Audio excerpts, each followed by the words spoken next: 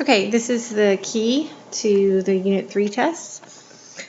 We have a parabola and we were asked to find the polynomial that might have the given functions. You'll want to remember that the vertex form of a quadratic is a parenthesis x minus h squared plus k, where h and k is the vertex. You can see the vertex is negative 1/2, 3/4. So this will be a parenthesis x minus negative 1/2, which is plus 1/2 squared plus 3/4.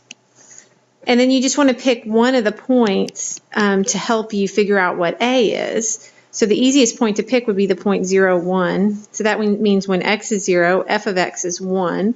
So 1 equals a times 0 plus 1/2 squared plus 3/4. And so then this is 1 is equal to a times 0 plus 1/2 is 1/2, squared is 1/4. And then plus 3/4. You'll want to subtract 3/4 from both sides. 1 minus 3/4 is 1/4 equals a times 1/4. So when you divide by 1/4 on both sides, you just get that a is equal to 1. So that's a nice a. And you get f of x is equal to 1 times x minus negative 1/2, or x plus 1/2 squared plus 3/4. And you just leave your answer like that, and you don't even have to have that 1 in front if you don't want to. Okay, on problem 2 it says solve for x, and there's some different techniques that you can use to solve these types of problems, but what you should notice is that your bases here, 9 is a power of 3, so you can write 9 as 3 squared. So this is 3 squared to the x squared is equal to 3 to the x. And so when you have a power to a power, you just multiply them. So this is really 3 to the 2x squared equals 3 to the x. And so it must be true that these exponents are equal. So 2x squared equals x. Now remember, to solve this, you have to make it equal to 0 and factor. 2x squared minus x equals 0. Factor an x out, and you get 2x minus 1 equals 0. And then setting each equation equal to 0, you get x equals 0. Or 2x minus 1 equals 0, so x equals 1/2. So you have actually two possible solutions there of 0 or 1/2. On number 3, we just want to remember that this is the base of 3 raised to the 5th is equal to x. So x is equal to 3 to the 5th. And if you multiply that out, you'll get x is equal to 243. On number 4, you want to use the quotient rule to simplify this before you start. So this will be the ln of x plus 2 divided by x is equal to 2. Then you're going to use the little circle of life. Remember, this is a base of e, so this is e squared is equal to that. So this is e squared is equal to x plus 2 over x. Now, e squared is just a number. So you're just going to cross multiply here. You have e squared x, or xe squared, equals x plus 2. You want to collect like terms, so you'll subtract x from both sides. And then you have xe squared minus x, so you can factor an x out. You'll have e squared minus 1 is equal to 2. And this e squared minus 1, remember, is just a number. So to solve for x, you would just divide by that number. So you're going to get x is equal to 2 divided by e squared minus 1. Okay, continuing on. A piece of charcoal is found to contain 40% of its carbon-14 it originally had. How old is the charcoal? Use 5,600 years as the half-life of carbon-14. Okay, so we have our exponential decay formula. A of t is equal to a naught e to the kt. And then we know that the half-life is 5,600 years, so we have half of whatever we started with is equal to whatever we started with, e to the, and this should be a negative because it's decay, negative k times 5,600. Okay, and so the a naughts cancel, and you just get 1/2, or 0.5, is equal to e to the negative k times 5,600. And then if you take the ln of both sides, this will be the ln of 1/2 is equal to the ln of e to the power is just going to be the power, because the ln of e is 1. So this is negative k times 5,600. So you can actually solve for negative k here, and you get ln 1/2 divided by 5,600 is equal to negative k. Okay, so now that's your negative k. So your general formula, A of t equals A naught e to the negative kt, has a value in it for k. And so if we want to know when 40%, how old it is if it contains 40% of its carbon-14, we would say, okay, now I've got 40% of A naught is equal to A naught E. I know what K is, I'm just not writing it because it's kind of long, and then the T is unknown. Again, notice your A naughts cancel, so you're going to have ln 0.4 is equal to negative K times T. You're looking for T, so just divide both sides by negative K. So ln 0.4 divided by negative K is equal to T. But negative K is this stuff, so you just write that in there. And since we're not using calculators, that's kind of how you just leave it. So it would be ln 0.4, oops, sorry. ln 0.4 divided by that ln 1/2, which might be prettier to write as ln 0.5 divided by 5,600. Okay? Assume that 2, -3 is a point on the terminal side of an angle theta in standard position. Find the exact value of each of the 6 trig functions. Okay, you know that x is 2, y is -3. Remember that r is equal to the square root of x squared plus y squared. So here r is going to be equal to the square root of 4 plus 9, or the square root of 13. Sine of theta is is y over r. So that's going to be -3 over the square root of 13, or -3 times the square root of 13 over 13, which means your cosecant theta is going to be equal to the square root of 13 over -3. Because remember, this cosecant is the reciprocal of the sine. The cosine of theta is x over r, which in this case will be 2 over the square root of 13, which simplifies to 2 square roots of 13 over 13. And the secant of theta is reciprocal of the cosine, that's the square root of 13 over 2. And the tangent of theta is y over x, which is going to be -3 over 2. And then the cotangent of theta is equal to -2 over 3. Notice how I wrote the theta each time. Make sure you do too. Don't just write sine about theta, because remember that's a sin. Okay, finding and simplifying the difference quotient here. I like to write the difference quotient because it makes me happy. F of x plus h minus f of x all over h. Now what is f of x? It is 2 over x minus 3. So wherever I see an x, I'm going to put an x plus h. So f of x plus h is going to be 2 over x plus h minus 3. Minus f of x, which was given to be 2 over x minus 3. And that's all over h. So as ugly as this is, the common denominator in our numerator is the product of those two things that I just put in the parentheses. So this one needs to be multiplied by x plus h minus 3 over x plus h minus 3 to get the common denominator. And this one needs an x minus 3 over an x minus 3. Okay, so this is 2x minus 6 minus 2x minus 2h plus 6 all over the product x minus 3 times x plus h minus 3, and that's all over h. And so notice the 2x's cancel, the 6's cancel. We just have -2h over x minus 3 times x plus h minus 3. And then since you're dividing by h, that's the same as multiplying by 1 over h, and your h's cancel. So you get -2 over x minus 3 times x plus h minus 3. And so since I'm showing you this at the end of the semester, if we took the limit as h goes to 0, we would see that we just have x minus 3 quantity squared in the denominator. Okay. 2003 Halloween candy sales at M&M Mars were $5 billion. 2007, the company sales were $10 billion. If this trend continues in a straight linear model, predict the amount of candy sales for M&M Mars in 2013. So the easiest thing I think to do is to let x equal 0 be 2003. And so if you let x equal,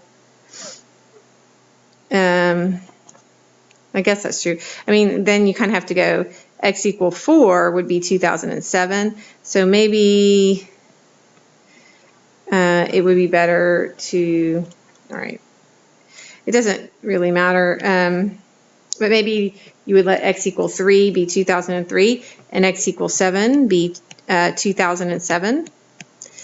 And that's just a little bit easier then, because then you have 3 and 5 billion. And then what do we have? 7 and 10 billion.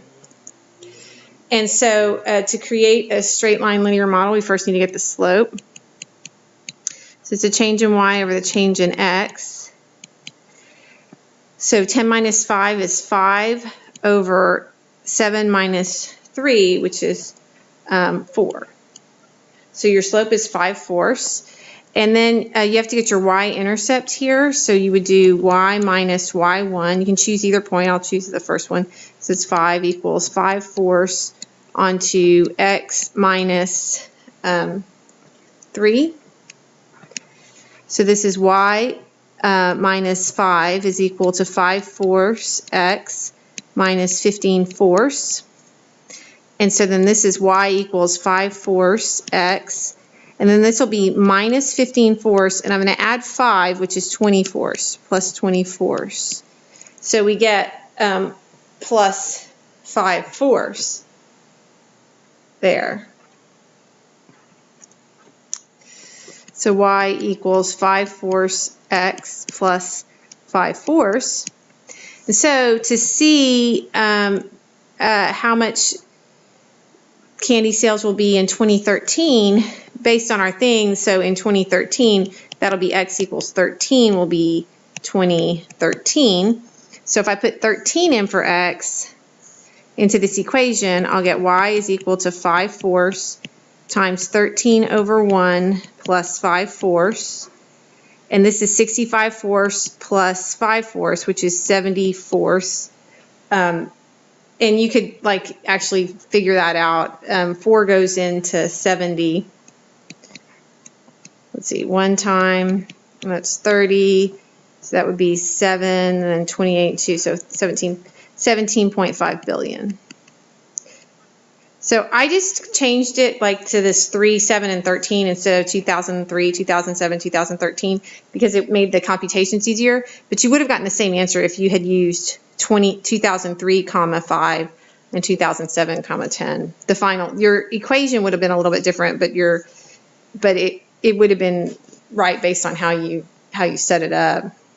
But you would have got 17.5 billion, so you would get full credit for that. Okay, remember this one, first of all, should be log base 5 of x plus 3. Remember on the domains, when you take the domain, everything that you take the log of has to be greater than or equal to, just greater than 0. So x plus 3 has to be greater than 0, so x has to be greater than -3. Now this one, you want to think of it, of course, you know the square root of x plus 5, that domain there, that has to be greater than 0. That underneath the radical has to be greater than 0, so x has to be greater than -5. And then also here, x plus 1 has to be greater than 0, so x has to be greater than -1. So you're just going to take the more restrictive. And so in this case, x greater than -1 is more restrictive. So you just have to say x greater than -1. Let me put these in interval notation just as a reminder. This would be -3 to infinity, and this would be -1 to infinity. Okay, how long does it take to double your money if you invest P dollars at a rate of 8% compounded continuously? Okay, so our formula is P equals PE to the RT, or P naught, or I think it was A, sorry. The amount that you end up with, A, is equal to P naught e to the RT. And what you want is twice what you started with. So you want twice P naught to be equal to P naught e to the 0.08 t. So notice your P naughts cancel. So you have the ln of 2 is equal to, when you take the ln of this, you're just going to get 0.08 t, because the ln of e is 1.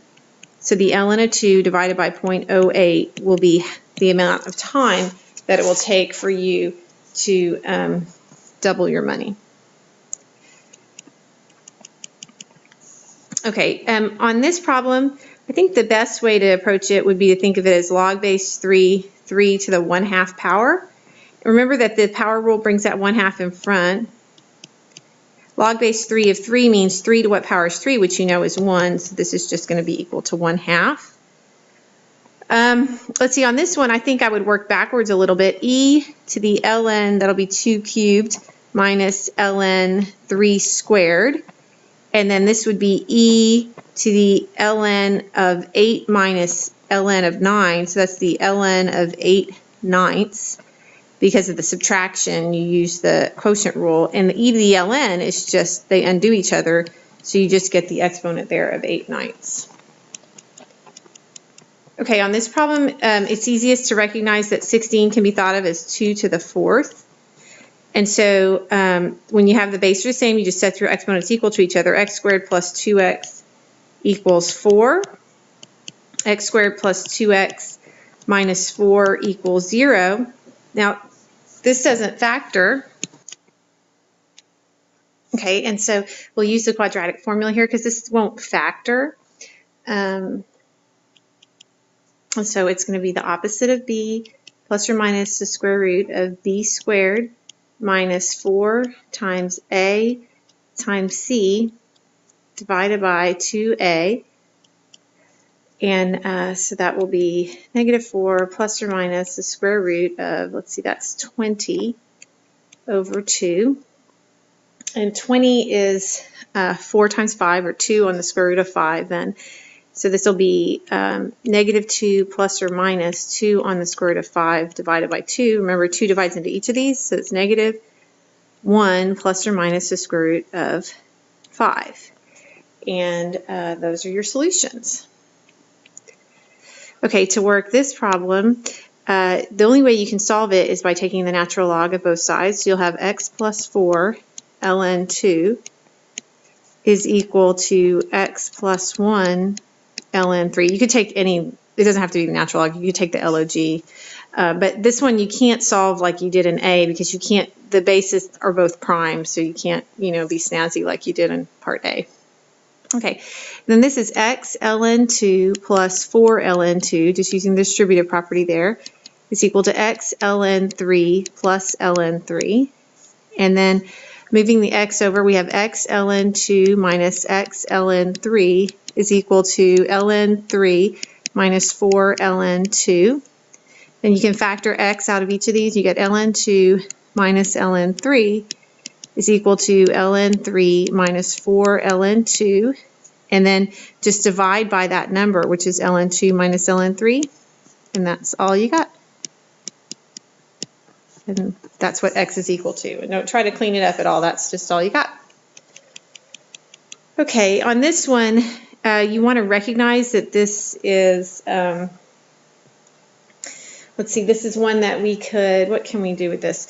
We can think of this as 2 to the x minus 8 times 1 over 2 to the x minus 7 equals 0.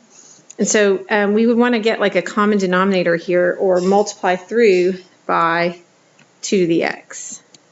So if you multiply through by 2 to the x, that's your common, kind of the common denominator. 2 to the x times 2 to the x is 2 to the x squared. And then this is going to be just minus 8, and then that's minus 7 times 2 to the x, and I'll do it like this, minus 8. I switched them around because now this is quadratic in form. If you recognize this as u squared minus 7u minus 8, where u is equal to 2 to the x. And then that factors as u minus 8 times u, that would be plus 1. So u equals 8, or u equals -1. But what was u? Well, u was 2 to the x. So 2 to the x equals 8, or 2 to the x equals -1. Well, it's impossible for 2 to the x equal -1, right? But 2 to the x equals 8 means x is equal to 3. So, because 2 cubed is 8. Okay, now on B, we would use the quotient rule here. Ln x minus 2 over x plus 2 equals the ln of x minus 1 over 2x plus 1. And now since they're taking the ln and you have equality, it must be that what you take the ln of are equal. So we can just set this up as x minus 2 over x plus 2 is equal to x minus 1 over 2x plus 1. And then you can cross multiply here to solve. So this will be x minus 2 times 2x plus 1 is equal to x minus 1 times x plus 2.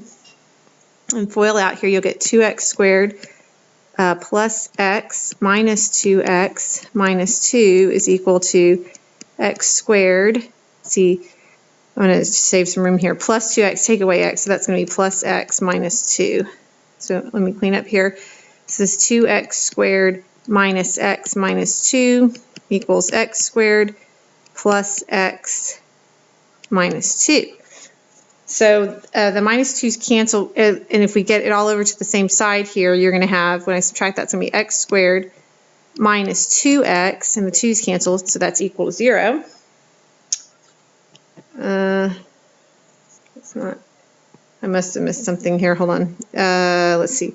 Oh, there. This is a 4x. Sorry about that. It's a 4x, which makes this a 3x, which makes this minus 4x. I'm sorry. Okay, and then the x cancel or factors out here. We have x parenthesis x minus 4 equals 0. So x equals 0 or x equals 4, but x equals 0 won't work because you can't take the log of a negative number. So it's only x equals 4. Okay, now on number 14, you're told that an automobile is pushed so that its wheels turn 3/4 of a revolution. If the tires have a radius of 15 inches, how many inches does the car move? Okay, so arc length is S equal to R times theta. And so we just need to, and we have R is 15 inches, and the arc length is the distance that it's traveled, how far it's traveled. We need to get the angle in terms of radius. 3/4 of a turn of a complete revolution is 3/4 of 2 pi, because all the way around is 2 pi. Remember, you have to be in radians. And so that's going to be 15 times, let's see, that'll be 3 pi over 2. And so this is 45 pi divided by 2. Okay, number 15. A Ferris wheel has a diameter of 61 meters. If it takes 90 seconds for the Ferris wheel to make one complete revolution, find the following: the angular speed of the Ferris wheel and the linear speed of the Ferris wheel. Okay, so it takes 90 seconds for the wheel to make one complete revolution. Omega, which is the angular speed, is just theta over t. So one complete revolution is 2 pi and over 90 seconds. And so you could say that's pi over 45 radians per second. Now the linear speed, remember v is equal to r times omega. And if the diameter is 61 meters, then the radius is 61 over 2 times pi over 45. And so that's 61 pi divided by 90 meters per second, because you're looking at meters in the diameter. Okay, the angle relative to the horizontal from the top of a tree to a point 110 feet from its base on flat ground is 30 degrees. Find the height of the tree. Simplify your answer as much as possible. Okay, so the angle that is made relative to the horizontal, so you want to come up here, and this angle down here, so this angle is 30 degrees. And the other way you can think of it is that this angle is 30 degrees if you're looking up to the tree. And the distance is 110 feet from the base to your flat ground. So I guess this could be like your tree. So we want to find the height of the tree. So this would be h. So we could say that the tangent of 30 is equal to the opposite, which is h, over the hypotenuse, which is 110. And we actually know the tangent, and we can cross multiply here. We have the tangent, 110 times the tangent of 30 is equal to h. Now remember, tangent is sine over cosine, so that's sine 30 over cosine 30. The sine of 30 is 1/2. The cosine of 30 is square root of 3 over 2. So the tangent of 30 is equal to 1 divided by the square root of 3, or the square root of 3 over 3. And so this is going to be 110 times the square root of 3 over 3, which you can just leave like that. That would be feet. Okay, and then we just remember these values from our trig. 4 pi, tan is sine over cosine, so the sine of 4 pi is 0, cosine is 1, so this is going to be 0. Secant of 2 pi over 3 is the reciprocal of the cosine of 2 pi over 3, which is -1/2, so this will be -2.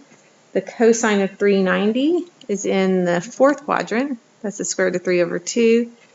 The tangent of 45 is 1, and the sine of -pi over 2 is -1.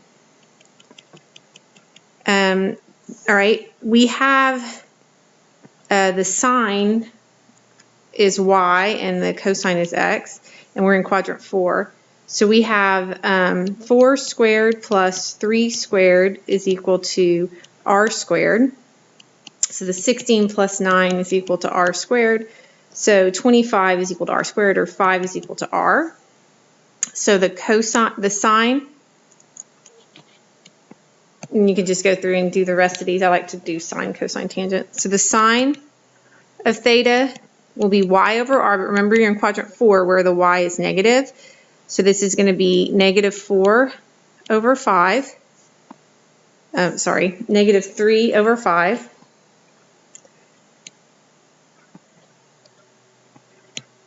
Which makes the cosecant 5 over 3 negative. The cosine is x over r, which makes that would be -4 over 5. And so the secant is -5/4, and then the cotangent is equal to -4/3. Hey, I'm making a video. All right, now to find the reference angle, that's this positive acute angle that goes back to the x-axis. So if this is 120 degrees, the reference angle here would be right here, which is 60 degrees. So the reference angle is 60 degrees, or if you want to put that in radians, it's pi over 3. 19 pi over 4, that's a bunch of times around the bunch of quarters, right? Let's see. There's lots of ways to think about this. All the way around the circle is 2 pi, which is 8 pi over 4. So 2 complete rotations would be 16 pi over 4. And so you still have 3 pi over 4 left, and 3 pi over 4, so we did once around, twice around. 3 pi over 4 is here. So the reference angle back would be just pi over 4, or 45 degrees. Okay, good.